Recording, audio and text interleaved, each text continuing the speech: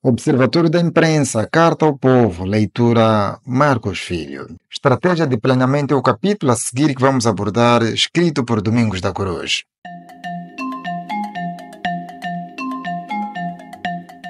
O planeamento não é uma tentativa de predizer o que vai acontecer. O planeamento é um instrumento para raciocinar agora sobre os trabalhos e ações que serão necessários hoje para que merecemos o futuro. O produto final do planeamento não é informação, é sempre o trabalho, escreveu Peter Drucker. Já Nelson Mandela dizia: não existe nenhum passivo fácil para a liberdade em lado nenhum, e muitos de nós teremos de atravessar o vale da sombra da morte, vezes sem conta, até que consigamos atingir o cume da montanha dos nossos desejos. Para aumentar as chances de sucesso, os líderes da resistência precisarão formular um plano abrangente de ação capaz de fortalecer as pessoas que sofrem, enfraquecendo e destruindo a ditadura e construindo uma democracia duradoura. Para realizar tal plano de ação, uma avaliação cuidadosa da situação e das opções para uma ação efetiva é necessária. Para além da tal análise cuidadosa, tanto uma grande estratégia quanto as estratégias específicas de campanha para conseguir a liberdade podem ser desenvolvidas. Embora relacionados, o desenvolvimento da grande estratégia e das estratégias de campanha são dois processos separados. Somente após a grande estratégia ter sido desenvolvidas, as estratégias específicas de campanha específica podem ser plenamente desenvolvidas. As estratégias de campanha precisarão ser concebidas para atingir e reforçar os grandes objetivos estratégicos. Todo o planeamento estratégico, entretanto, exige que os ideólogos da resistência tenham uma compreensão profunda da situação do conflito, incluindo a atenção a fatores físicos, históricos, governamentais, militares, culturais, sociais, políticos, psicológicos, econômicos e internacionais. As estratégias só podem ser desenvolvidas no contexto da luta particular e dos seus antecedentes. Os objetivos valem uma grande luta e por quê? É fundamental determinar o verdadeiro objetivo da luta. Nós argumentamos aqui que o derrube da ditadura ou a remoção dos ditadores atuais não é suficiente. Os objetivos destes conflitos têm de ser estabelecidos de uma sociedade livre com um sistema democrático de governo. Clareza sobre este ponto influenciará o desenvolvimento de uma grande estratégia e das estratégias específicas que se seguem. Clareza sobre este ponto influenciará o desenvolvimento de uma grande estratégia e das estratégias específicas que se seguem. Particularmente, os estrategistas terão que responder muitas questões fundamentais, tais como: quais são os principais obstáculos para alcançar a liberdade? Quais são os fatores que facilitarão a obtenção da liberdade? Quais são os principais pontos fortes da ditadura? Quais são os vários pontos fracos da ditadura? Em que medida são vulneráveis as fontes de poder para a ditadura? Quais são os pontos fortes das forças democráticas e da população em geral? Quais são os pontos fracos das forças democráticas e como eles podem ser corrigidos? Qual é o status de terceiros não diretamente envolvidos no conflito? Quem já ajuda ou pode ajudar tanto a ditadura quanto o movimento democrático e, em caso afirmativo, de que forma? Escolhas de meios. Ao nível da grande estratégia, os planeadores estrategistas precisam escolher os principais meios de luta a serem empregos no conflito iminente. Os méritos e limitações das diferentes técnicas alternativas de luta terão de ser avaliados, tais como a guerra militar convencional, guerrilha, desafio político e outros. Ao fazer esta escolha, os estrategistas precisarão considerar questões como as seguintes: que tipo escolhido de luta está dentro das capacidades dos democratas? A técnica escolhida utiliza pontos fortes da população democrática? Esta técnica visa os pontos fracos da ditadura ou ela ataca os seus pontos fortes? Os meios ajudam os democráticos a se tornar mais autossuficientes ou eles exigem dependência de terceiros ou fornecedores externos? Qual é o registro do uso dos meios escolhidos na derrubada de ditaduras? Eles aumentam ou limitam o número de vítimas e destruição que podem ocorrer no conflito iminente? Presumindo-se que o sucesso em acabar com a ditadura, qual seria o efeito dos meios escolhidos e que tipo de governo surgiria a partir da luta? Os tipos de ação definidos como contraproducentes terão de ser excluídos da grande estratégia desenvolvida. Planeando para a democracia. É preciso lembrar que contra uma ditadura o objetivo da grande estratégia não é simplesmente derrubar os ditadores, mas instalar um sistema democrático e tornar impossível a ascensão de uma nova ditadura. Para realizar esses objetivos, os meios escolhidos de luta terão de contribuir para uma mudança na distribuição do poder efetivo na sociedade. Sob a ditadura, a população e as instituições da sociedade civil têm sido muito fracas e o governo forte demais. Sem uma mudança nesse equilíbrio, um novo conjunto de governantes podem, se assim desejarem, serem tão ditatoriais quanto os antigos. A revolução palaciana ou um golpe de Estado, portanto, não é bem-vinda. O desenvolvimento de uma capacidade de luta não violenta significa que a capacidade da ditadura para a repressão violenta já não produz tão facilmente a intimidação e submissão entre a população. A população terá à sua disposição meios poderosos para contrariar e às vezes bloquear o exercício do poder dos ditadores. Além disso, a mobilização do poder popular através do desafio político fortalecerá as instituições independentes da sociedade. A experiência de ter uma vez exercido efetivamente o poder não é rapidamente esquecida. O conhecimento e a habilidade adquiridos com a luta tornarão menos provável que a população seja facilmente dominada pelos aspirantes a ditadores. Esta mudança nas relações de poder no limite acabaria por tornar muito mais provável o estabelecimento de uma sociedade democrática durável. Ajuda externa. Quanto à ajuda externa, este é um ponto essencial controverso. Deverá ser profundamente discutido pelo movimento que pugna pelo direito à indignação e dissolução do regime. É preciso esclarecer que muitos, por falta de maturidade e romantismo irracional, afastarão a possibilidade de apoio externo para a luta. Se quer liberdade para Angola ou outra parte do mundo sob o domínio de ditadura, seja homem. Use cérebro, ajuda externa inevitável. Como podemos manter manifestantes durante dias ou semanas na rua sem alimentos? Onde sairia a água? Com que dinheiro compraremos flores para manifestar o nosso amor e passivismo à humanidade a favor da qual lutamos? Como compraremos combustível, pneus, carros, etc. para mover todos os meios logísticos no momento em que a nossa grande parceria, a rua, ter voz e vez? Outra ajuda externa será sairmos para fora e ouvir experiências revolucionárias da Tunísia, da Sérvia, do Burkina Faso, etc. Não só para compreendermos bem como lutar, mas também para podermos evitar os erros que foram protagonizados pelas lutas anteriores contra as ditaduras. Você acredita que a fé em chá, alimentos, tendas e mantas nas ruas das revoluções como a da Singapura provinham do céu? A principal força da luta deve ser suportada a partir do interior do próprio país. Na medida em que a assistência internacional vem, ela será estimulada pela luta interna. Como um modesto suplemento, esforços podem ser feitos para mobilizar a opinião pública mundial contra a ditadura, por razões humanitárias, morais e religiosas. Esforços podem ser feitos para obter sanções diplomáticas, políticas e econômicas por governos e organizações internacionais contra a ditadura. Estes podem assumir a forma de embargos econômicos e militares de armas, redução dos níveis de reconhecimento diplomático ou rompimento das relações diplomáticas, proibição de ajuda econômica e a proibição de investimentos no país ditatorial, expulsão do governo ditatorial de várias organizações internacionais e dos órgãos das Nações Unidas. Além disso, a assistência internacional, tal como a prestação de apoio financeiro e de comunicações também podem ser fornecidas diretamente às forças democráticas, mas tudo isso só virá por meio da nossa capacidade de mobilizar o mundo e dar sinais claros de que temos um projeto político-filosófico de nação. Este projeto deve ser dado a conhecer. Há diferença clara entre ajudar-nos com meios para a conquista da nossa liberdade e dar-nos a liberdade. Não confundamos.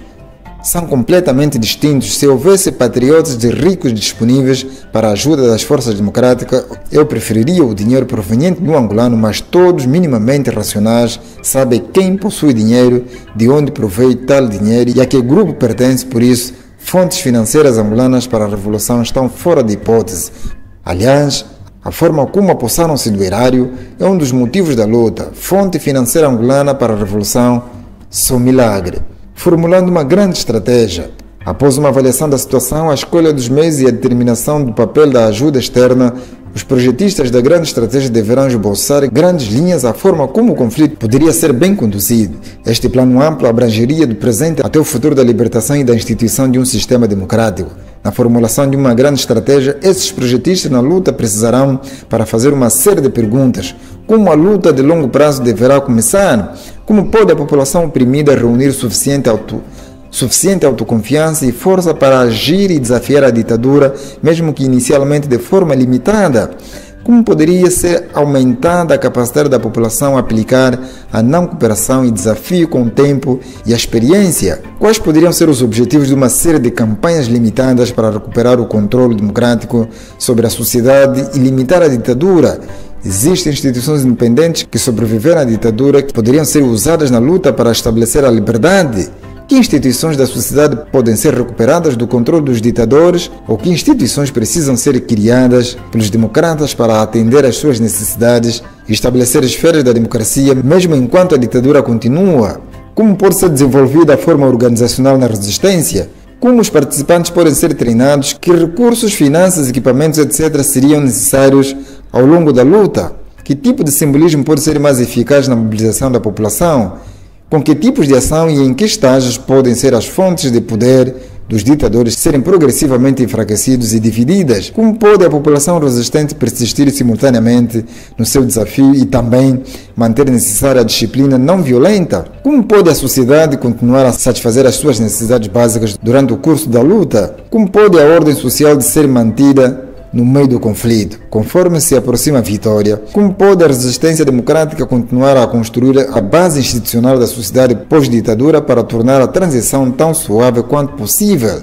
Deve ser lembrado que não existe nem pode ser criada uma fórmula única para planear uma estratégia para cada movimento de libertação contra as ditaduras. Cada luta para derrubar uma ditadura e estabelecer um sistema democrático será um pouco diferente. Quando a grande estratégia de luta estiver cuidadosamente planeada, há razões sólidas para torná-la amplamente conhecida. O grande número de pessoas necessárias para a participação podem estar mais dispostas e capazes de agir se elas compreenderem a concepção geral, bem como instruções específicas. Este conhecimento pode potencialmente ter um efeito muito positivo no seu moral, na sua vontade de participar e agir adequadamente. As linhas gerais da grande estratégia chegariam ao conhecimento dos ditadores em qualquer caso e o conhecimento das suas características poderia potencialmente levá-los a serem menos brutais na sua repressão, sabendo que isso poderia voltar politicamente contra os próprios. A compreensão das características especiais da grande estratégia poderia potencialmente contribuir também para a dissensão e deserções no próprio campo dos ditadores. Uma vez que um grande plano estratégico para derrubar a ditadura e estabelecer um sistema democrático tenha sido adotado, é importante que os grupos pró-democracia persistam na sua aplicação. Só em circunstâncias muito raras a luta deve afastar-se da grande estratégia inicial. Quando há provas abundantes de que a grande estratégia escolhida está errada ou que as circunstâncias da luta mudaram, os projetistas podem precisar alterar a grande estratégia. Mesmo assim, isso deve ser feito somente após uma reavaliação básica de um novo e mais adequado grande plano estratégico ter sido elaborado e aprovado, projetando a estratégia de campanha. Não importa o quanto possa ser sábia e promissora a grande estratégia desenvolvida para acabar com a ditadura e instaurar a democracia, uma grande estratégia implementa a si própria. Estratégias particulares precisarão ser desenvolvidas para orientar as campanhas mais importantes destinadas a minar o poder dos ditadores. Esta estratégia, por sua vez, incorporarão e orientarão uma série de compromissos táticos que terão como objetivo aplicar golpes decisivos contra o regime do ditador. As táticas e os métodos específicos de ação devem ser escolhidos com cuidado para que eles contribuam para atingir os objetivos de cada estratégia específica. A discussão aqui centra-se exclusivamente no nível da estratégia.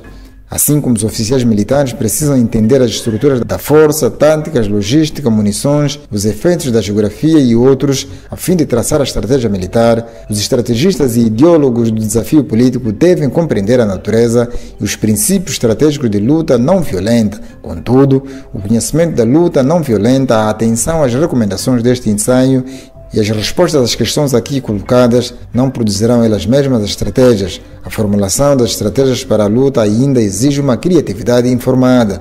No planeamento das estratégias para as campanhas específicas de resistência seletiva e para o desenvolvimento ao longo prazo na luta de libertação, os estrategistas do desafio político precisarão considerar várias questões e problemas que a seguir passamos a enumerar. Determinação dos objetivos específicos da campanha e a sua distribuição para a execução da grande estratégia. Outro ponto, consideração dos métodos específicos ou armas políticas que podem ser melhor utilizadas para implementar as estratégias escolhidas. Dentro de cada plano geral para uma campanha estratégica em particular, será necessário determinar que planos menores e táticos e que métodos de ação específicas devem ser utilizados para impor restrições e pressões contra as fontes de poder da ditadura.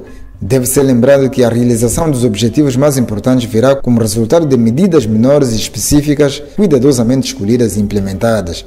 Outro ponto, determinação se ou como as questões econômicas devem ser relacionadas com a luta global, essencialmente política. Se as questões econômicas devem ser proeminentes na luta, será preciso cuidado para que os problemas econômicos possam realmente ser sanados após o término da ditadura. Caso contrário, a desilusão e o descontentamento pode se instalar se as soluções rápidas não forem providenciadas durante o período de transição para uma sociedade democrática. Esta desilusão poderia facilitar o surgimento de forças ditatoriais, prometendo um fim aos problemas econômicos. Outro ponto, determinação com antecedência de um tipo de estrutura de liderança e sistema de comunicações funcionará melhor para iniciar a luta de resistência, que meios de tomada de decisão e de comunicação será possíveis durante o curso de luta para continuar a dar orientação aos resistentes e à população em geral.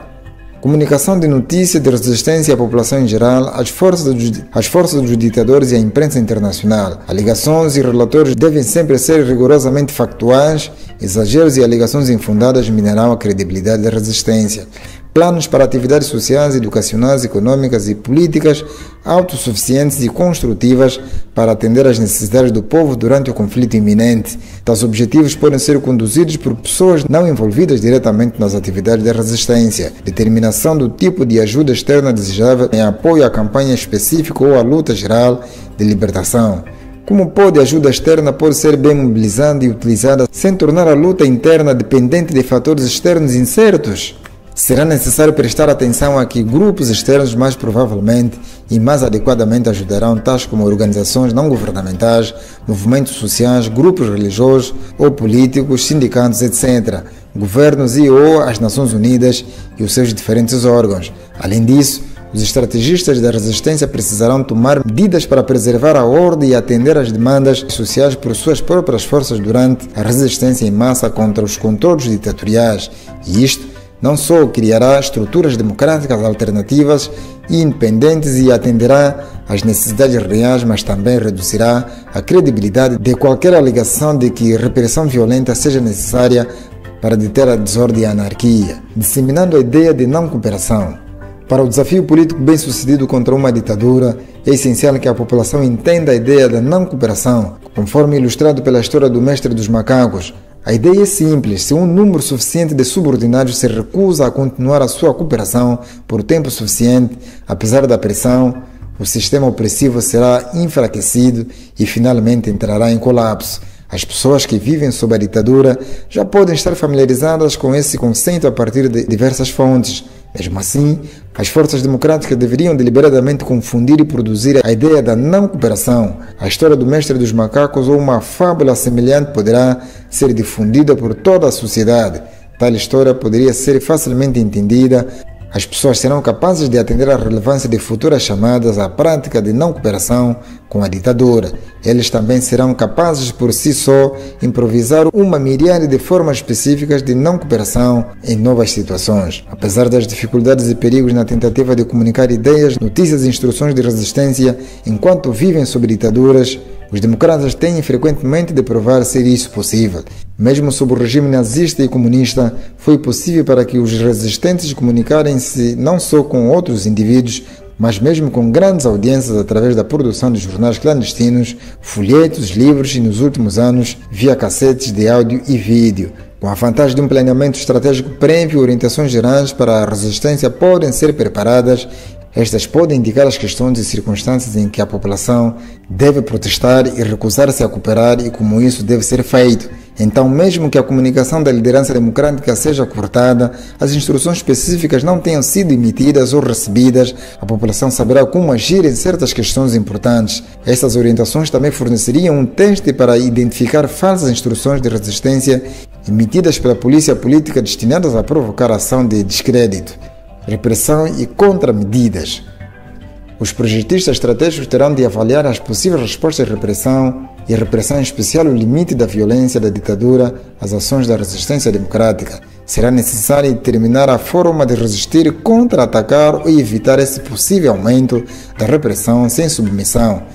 Se a repressão pode ser grave, os preparativos para assistência médica aos resistentes feridos devem ser feitos. Antecipando a repressão, os estrategistas devem considerar antecipadamente a utilização de táticas e métodos que contribuem para alcançar o objetivo específico de uma campanha ou a libertação, mas se tornem a repressão brutal menos provável ou menos possível.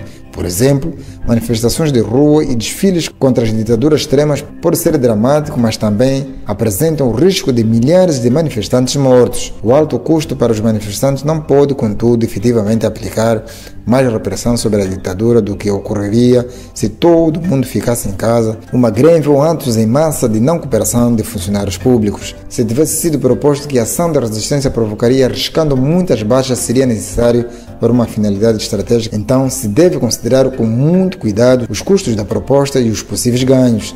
Será que a população e os resistentes provavelmente se comportarão de uma forma disciplinada e não violenta durante o curso da luta? Eles podem resistir a provocações à violência? Os projetistas devem considerar que medidas podem ser tomadas, manter a disciplina não violenta e manter a resistência apesar da brutalidade. Será que medidas tais como promessas, declarações políticas, folhetos sobre disciplina, encarregados de manifestações e boicotes de pessoas e grupos por violência, seriam possíveis e eficazes?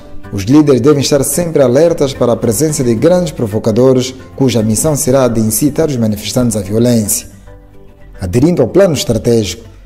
Depois de um bom plano estratégico estar implantado, as forças democráticas não devem ser distraídas por pequenos movimentos dos ditadores que podem tentá-los a afastar da grande estratégia e da resistência para uma campanha específica, levando-os a concentrar principais atividades sobre questões sem importância. Também, emoções do movimento, talvez em resposta às novas brutalidades da ditadura, não podem desviar a resistência democrática da sua grande estratégia ou da resistência de campanha. As brutalidades podem ter sido perpetradas precisamente para provocar as forças democráticas a abandonar o seu plano bem definido, até mesmo cometer atos violentos a fim de que os ditadores possam derrotá-las mais facilmente. Enquanto a análise básica é considerada boa, a tarefa das forças pró-democracia é avançar etapa por etapa. Naturalmente, mudanças táticas e objetivos intermédios ocorrerão e os bons líderes estarão sempre prontos para explorar oportunidades. Esses ajustes não devem ser confundidos com os objetivos da grande estratégia ou os objetivos da campanha específica. A cuidadosa implementação da grande estratégia escolhida e de estratégias para campanhas particulares contribuirão grandemente para o sucesso. Escrito por Domingos da Cruz, leitura Marcos Filho.